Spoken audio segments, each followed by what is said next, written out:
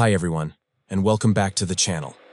There's a national park no one remembers ever visiting, because those who look up never leave the forest. Hi, my name is Ranger Jackson, and welcome to the national park that doesn't exist. That's what I greet all of my tour guests with, though technically it isn't true.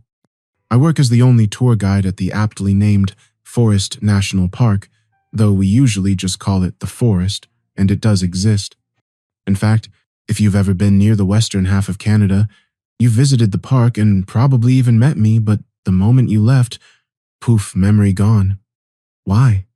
Well, I'm not a scientist, so I don't know, but it just has that effect. Outside of the park, no one except the government knows about it, yet it has this draw that brings in thousands of tourists every year. In order to keep these tourists from getting lost, they need a small group of people to live here full-time to keep things in check. I'm one of those full-timers and have been for a little over a decade now. We just got the internet here about a month ago, and I've been trying to figure it out in my spare time. Well, got the internet. We've been asking for it for years, but our manager, Julie, is a stickler and only gives us absolute necessities. Once a month, Julie walks out to the edge of the park and speaks to someone on the outside with a two-way radio. Then, a week later, in come the government guys with a truck full of provisions. We've tried asking them for stuff, but since the transient government guys don't remember we exist, much less our requests, it's a futile effort. Luckily, some hippie with a weird satellite dish on his van showed up. He hasn't returned to his van since then, so I figured he wouldn't mind if I borrowed his stuff while he wasn't using it. Lots of people on this page have fun, scary stories, so I thought I'd share a few of my own from my time here. I guess to start, I should probably explain what exactly Forest National Park is. Forest National Park is 50,265 acres big, but that only encompasses the memory effects part. The forest proper is a circular 5-mile diameter section that gets deeper the further you go into it. Literally deeper, as in the trees get taller, thicker, and block out more of the sun the further you go. We keep the edges cleared so we don't accidentally wander into that part. Whenever one of us goes past that point, we call it a dive, and it's something I do daily. We don't measure distance traveled in there by miles or kilometers, but rather by the illuminance or lux of wherever you are.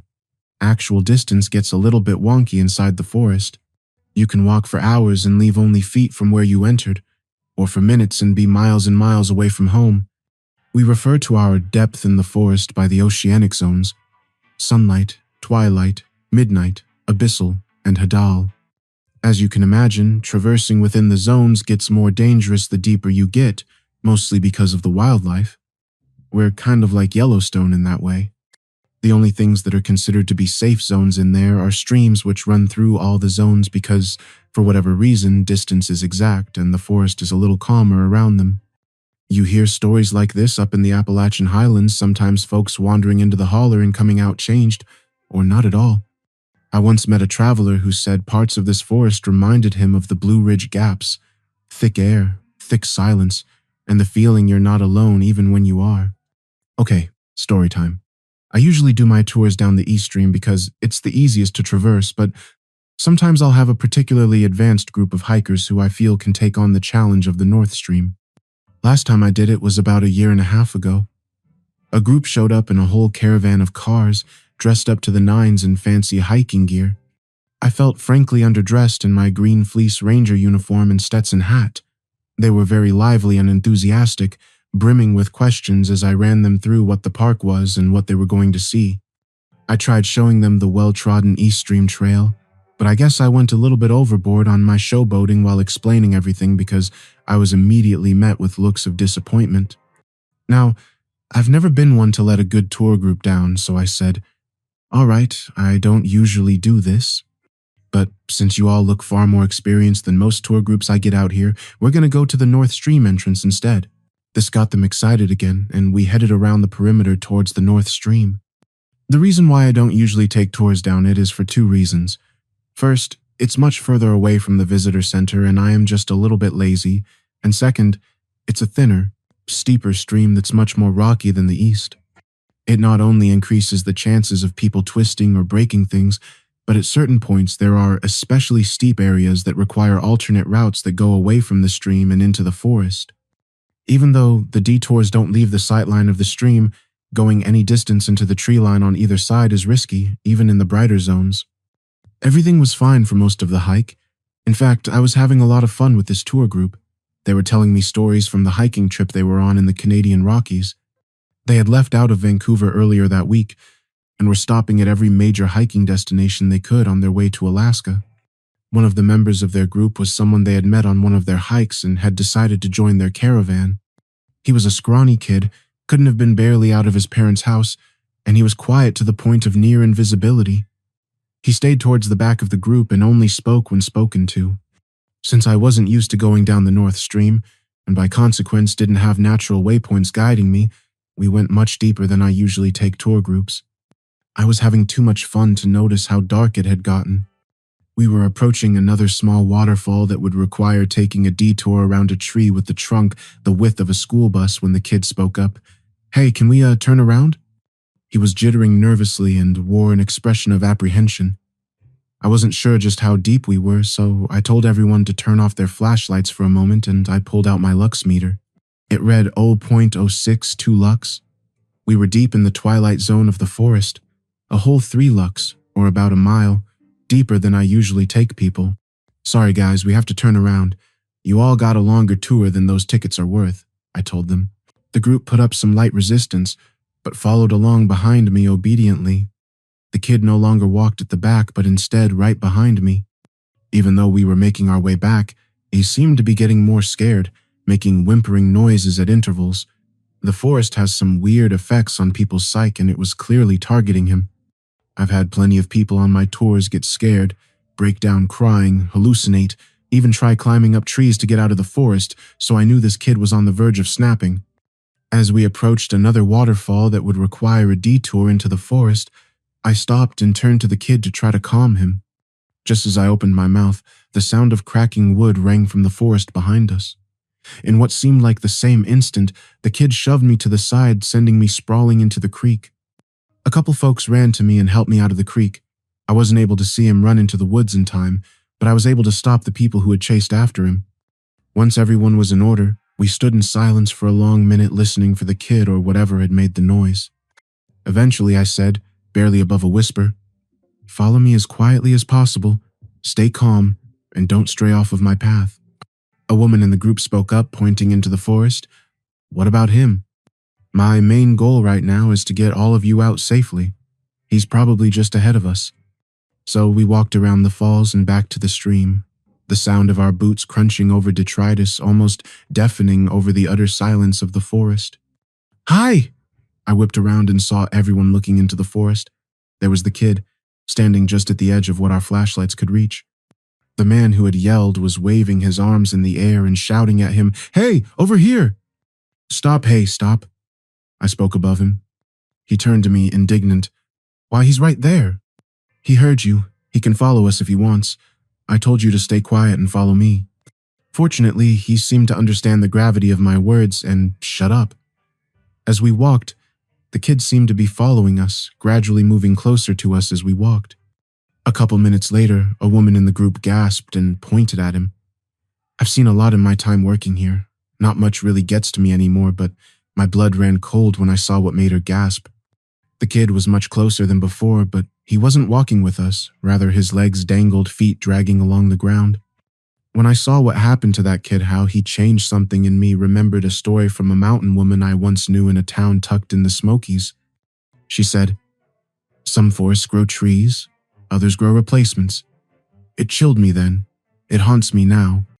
I heard stifled sobs of fear behind me and picked up the pace. All at once I became aware of a noise emanating from the kid.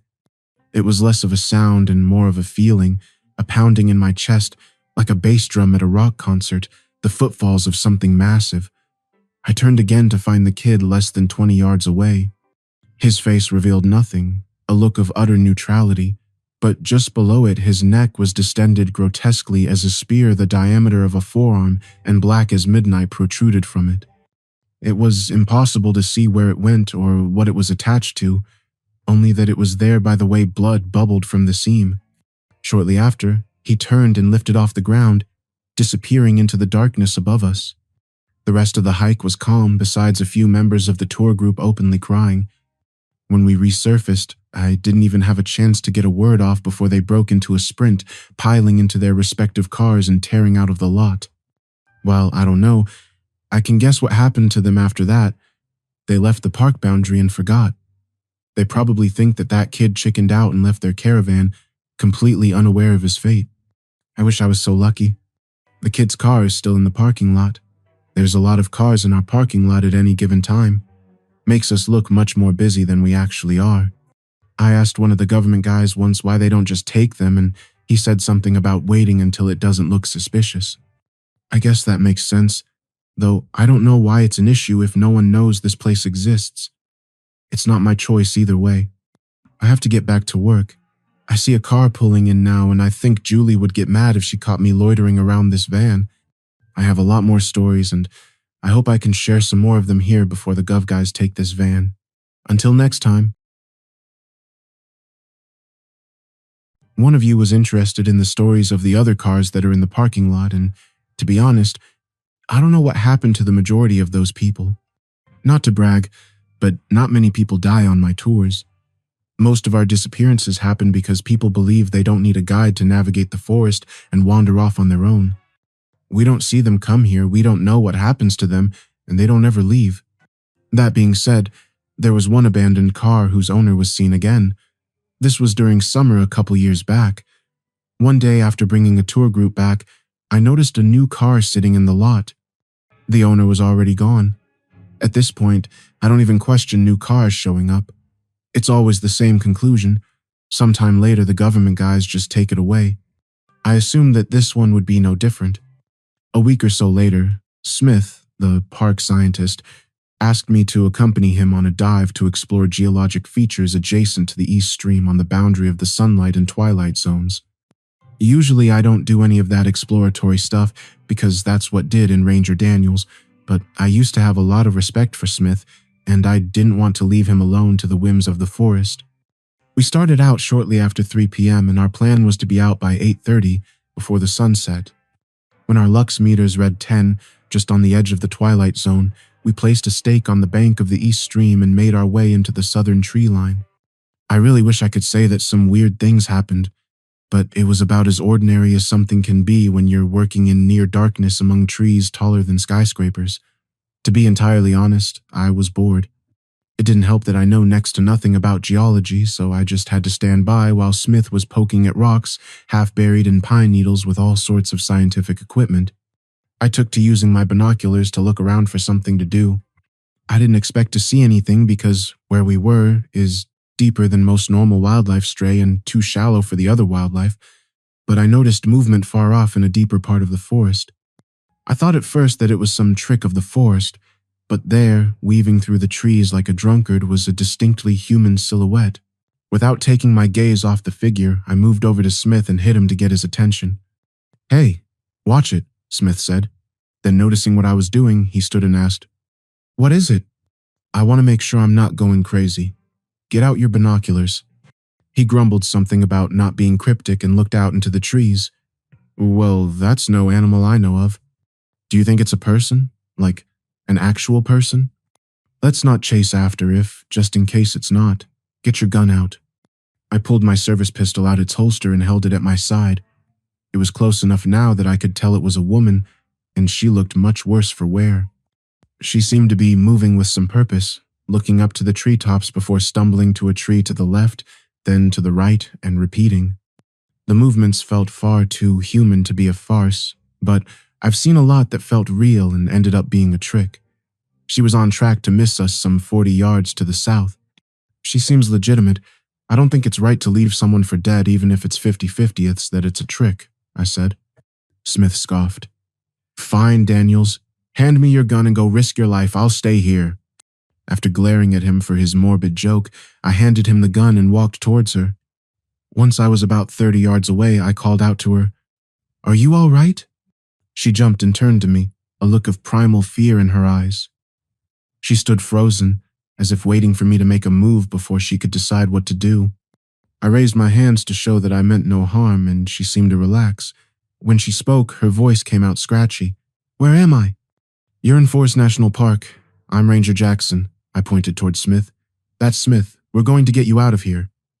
I turned to Smith and waved him over to us. The woman hunched over and crouch walked over to me, reaching a hand up tentatively to grab my shoulder. Her eyes got wide and under her breath she muttered, "You are real." "Yep. Now just follow us. We know the way out of here, all right?" She nodded and straightened up a little bit more. Smith seemed annoyed that we were leaving earlier than he had intended, but the woman seemed grateful that we were helping her out. On our way, we asked her some questions and learned that her name was Grace, and it was her car that had showed up a week ago. Whenever we tried to ask about her time in the forest, though, she would clam up. As we got further into the sunlight zone, it was no wonder why. She was covered in scrapes and bruises, though, strangely, her skin was a sickly gray and wrinkled, like those hairless cats. I figured that it was just because of the humidity, but it rubbed me the wrong way. When we resurfaced, we took Grace into the visitor center to get her food, water, and medical attention. I wanted to get her to leave immediately since nothing we could do could help her as much as leaving the park and forgetting ever being here, but Smith wanted to keep her for questioning since he hadn't met someone who had spent a week in the forest and lived to tell the tale. I tried to argue, but Smith went so far as to threaten to get me fired. Getting fired is a fate worse than death, and Smith absolutely had the power to do it, so I had to concede. I left the visitor center, and it wasn't until 3 days later that I got any news. First thing in the morning, as I was getting dressed for the day, I got a knock on my cabin door. It was Smith. Without so much as a hello, he said, "I can't get anything out of her. She asked for you." Then he turned and, without looking back, started walking towards the research building. I followed him to the building and through its sterile hallways to an unmarked door which he unceremoniously opened to reveal Grace bound to an interrogation table with handcuffs. She looked terrified, staring at her hands and rocking back and forth. Without a word, Smith pushed me into the room and slammed the door behind me. Before I could do anything, Grace looked up and her face slowly stretched into a smile. "Ranger Jackson, your friend is a very bad man." "Smith is not my friend. What has he done to you?" I said, backing towards the door. I knew she was restrained, but something about her smile made me feel like I was in immediate danger. "What hasn't he done, Jack?" "He wants me to tell him about the forest and he'll do anything for the information, but you, what do you want, Jack?" My back slammed into the door, handle digging into my spine. Maintaining eye contact, I tried the door. Locked. I cursed under my breath and consigned to my fate, walking to the interrogation table and sitting down across from Grace. "I want to get you out of here, out of Forest National Park." "Why?" "When you leave the forest, all your memories of it go away. I can tell you are distressed. I think it would be best if you forgot your visit here." In a flash, her face transformed. She lunged towards me. In a panic, I kicked backwards, flipping my chair. I hit the ground hard and scrambled backwards. "What makes you think I want to forget?" In the next moment, her face relaxed into a smile again, and she looked at me in amusement as I laid on the ground trying to catch my breath. "Look at you. All you've seen and you're still scared of something just like you. Don't you want to be just like Smith? Don't you want to learn more?" I shakily picked myself up and walked a few steps back from the table. I noticed that the skin around her wrist where the handcuffs were attached had peeled back, and blood was spilling onto the table. "I don't. I just do my job. I'm not a scientist." Grace sat back down, an almost professional demeanor taking over despite the deranged smile across her face. "I know. That's why I wanted you here. I'll tell you what I know because I know you won't benefit from it. Please, sit." Hesitantly, I picked up the chair and placed it some distance from the table before sitting. "Good. Ranger Jackson, what do you remember from before you came here?" For a moment, I mentally stumbled as I tried to recall what came before the forest for the first time in years. I knew of the world outside, locations, events, cultures, facts, but I had no memories attached to any of them. I found my earliest memory to be feeling nervous as Ranger Daniels taught me the ropes of being a tour guide. I guess I don't have any." Grace nodded. "That's right. The forest is pruning your mind. It's a gardener, clearing weeds for a new, beautiful bed of roses. It's doing the same for me, and I am open to its shears. I'm jealous of you. All of you. Even Smith. You're barren patches of soil. But at the same time, I'm not jealous because you kill its seeds. I embrace them. When I was down there, stumbling through the darkness among terrible beasts, it killed me. killed and reshaped me like the plow does a field so I could be sowed. The seeds have just begun sprouting, and soon I will be as wonderful as those beasts. Smith could never do that. He would sooner die. But you could. Right now you are a shell, but if you just walk among the trees, you could become so much more. She stared at me expectantly, as if she was waiting for me to jump up and run into the forest at that moment. I'm content as a ranger. I don't need anything more than that. Grace's smile faded and she almost looked sane. Grace's story, her transformation, reminded me of some of the old stories I'd read from mountain folklore, ones about people who went into the woods too long and came back not quite right. There's a belief in some of those hills that if the land doesn't like who you are, it'll hollow you out and wear you like a coat. Grace wasn't just lost. She was worn. I understand. One day you will. Joining me is a far more gracious fate than choosing to leave. Daniel's learned that, and you will too. Goodbye, Jack. She was too far gone for reasoning. I tried the door again, and it was unlocked. I left the research office and went to clock in for work, as if nothing had happened. That night, I woke up to Smith pounding on my door. "Ranger Jackson! Come out here right now!" I got up, quickly pulled on my ranger uniform, and opened the door. I was met with the barrel of a gun, my gun. Instinctively, my hands shot into the air. Smith looked mad. "Come out of the cabin and walk to the research building." I did what I was told. There's not much you can do when someone has a gun pointed to the back of your head. He guided me through the halls of the research center back to the room where Grace was being held. There were drops of blood around the base of the door, which was wide open. Grace wasn't in the room anymore, but the handcuffs had never been unlocked. On the interrogation table was her arm, laying in a pool of blood and covered in bite marks from where she had chewed it off. On the wall behind where she had sat, scrawled in blood, was a note that read, "See you soon, Jack." I felt the cold barrel of the gun slam into the nape of my neck, and Smith said, "Look, see what you did? You freed her and she ran right back into the forest." "I didn't free her. She chew." "Shut it. I don't know what you did, but she asked for you and you're the last person she talked to. One thing is right though, you will be seeing her soon. She's in the forest somewhere and you're either going to find her or I'm going to kill you. Which will it be, Jackson?" My mind was racing for any way out of the situation. Both options were a death sentence, but one afforded me a little more time. Smith marched me to the east stream entrance and handed me a headlamp. Under the dark of night, the forest is much more foreboding. Every zone has the same light level, so it's almost impossible to know just where you are outside of measuring the width of tree trunks. The only person I knew who had done a night dive was Ranger Daniels, and he told me that, just like in the ocean, deep animals come up for food in the darkness. I started down the stream, every sound making me flinch. As I swung my flashlight around, I thought I saw eyes reflecting back at me from the darkness. Now and again, I could have sworn I saw something moving with me just at the edge of my flashlight beam. Eventually, I made it to the point where I usually turn tours around and I stopped. If I thought there was a chance I would die going this far, then going further is like digging myself a grave. Suddenly, I heard movement further down the stream, distinctly human movement. I steeled myself and walked into the unknown. I followed those footsteps for over an hour deeper and deeper into the forest. Eventually, the sound started coming from my north, and I had to stray off the stream and into the tree line. It was only a few more minutes until I saw her, curled up with her head between her knees at the base of a tree, the width of a building. "Grace, you need to come with me." She slowly looked up at me and her mouth stretched into an unnaturally toothy grin. "Ranger Jackson, I told you you'd be seeing me soon. I'm not coming with you. You're coming with me." She stood and I finally got a good look at her. She had changed since I last saw her. Her sickly gray skin was loose and hung off her body like a burlap sack.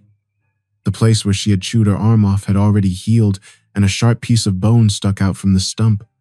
Her eyes looked rough, like they were made out of stone, and her irises had gone almost white, giving her eyes the appearance of marble spheres with holes drilled in them. At that moment, I decided that maybe getting shot to death wasn't that bad of a way to go and took off running, but before I could make it more than 10 feet, she was on top of me. My head slammed against the forest floor and stars filled my vision. I tried scrambling away, but she jabbed the broken bone sticking out of her arm through my calf and started dragging me deeper into the forest.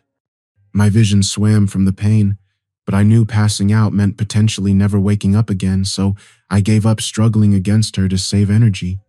I'm unsure exactly how long I was being dragged before I noticed a deer standing behind a tree just ahead of us, watching us. Grace noticed it too and stopped, yelling some nonsense at it. This seemed to scare it, and it ducked out of sight. Grace huffed in annoyance and continued dragging me, but there it was again, standing behind a different tree, only its head peeking out, just watching us. Grace stopped and yelled again, and the deer disappeared again, just to reappear on the other side of us moments later. She seemed to be getting extremely agitated, and she pulled my leg off her arm, letting it fall with a very painful thud. She ran full speed at the deer, yelling profanities, but this time the deer didn't move. She lunged at it, and it dodged out of her way, leaving her sprawled on the ground. In that moment, I saw fear, real fear, cross her face as the deer reared up and its body split open, revealing rows of molars before coming down and engulfing her whole. Muffled screams emanated from its body for a moment until a sickening crunch silenced them forever. It continued chewing, the awful sound of Grace's body being rent to slurry, for several minutes as I laid in shock, pain, and fear on the ground where she had left me. Once it was done, it convulsed, body distorting as it swallowed the mush into a larger body somewhere just out of sight and turned towards me. It walked out into the open and seemed to never end. Leg after leg with horribly twisted hooves attached to a flattened, hairy body emerged from behind the tree as it walked towards me. When it was right over me, I felt its hot breath on my head as it sniffed me. Then, by some miracle, it moved on. It walked right up to the base of a tree, and its malformed hooves crimped into the bark, allowing it to climb up the tree. It moved like a centipede, and it took quite some time before the whole body, which ended in a flat tuft of fur, disappeared into the darkness above me. I didn't move for a long time, but eventually I stood and limped south, back towards the stream. I felt like I was in a dream as I made my way back towards the surface. It wasn't until I was well into the sunlight zone, barely brightened by the pre-dawn twilight, that I remembered Smith was going to kill me. When I got to the edge of the forest, there he was, sitting on a log in the clearing. He hadn't noticed me yet, so I ducked into the tree line and made my way south, just within sight of the clearing until I could just barely make out the roof of my cabin through the trees. Then I made a break for it. Smith saw me and fired off a few rounds which missed. I made it back inside, grabbed my lamp off the desk by my bed and waited for Smith. He burst through my door and one swing knocked him out cold. Smith left Forest National Park that day. He didn't tell anyone, leave a note, or even take anything more than the clothes on his back. Everyone was surprised. He had worked there for decades and had no inclination to leave. He wandered back into the park that night with no memories, a concussion, and a red welt on his head. It's a miracle that he survived. Even the normal Canadian wilderness is a force to be reckoned with. Andy, our honorary on-site medic, said that he must have passed out when his memories went and cracked his head on the road. Smith stayed with us, though he's a completely different man now. He relearned all his research and does frequent dives to learn more about the forest. I don't join him anymore. There's a saying I once heard from an old-timer near the Cumberland Escarpment. When a man comes back quiet, don't ask what the mountain kept. I think that applies here. As for Grace, her car got taken away by the government guys a few months ago. To be honest, when they did, I hoped it would be my last time thinking about her, but here we are. Despite her delusions, the forest isn't a gardener, it's a lumberjack, cutting down healthy trees to plant invasive species. It's just started to snow as I'm typing this. There should be fewer visitors now that winter is really setting in. I won't have to go into that damned forest as often, and maybe I'll have more time to write stories like these. Oh, one last thing. If any of you visit the park and have a lamp with you for some reason, I'll buy it off you. Julie won't get me a new one. Until next time. People vanish, cars pile up, and the forest keeps growing deeper, darker, hungrier. But there's more. A missing ranger. An old trail that no one remembers cutting. And something knocking on the cabin doors even when they're locked from the inside. We'll get to that soon. Until then, stay in the light, and don't stray from the stream.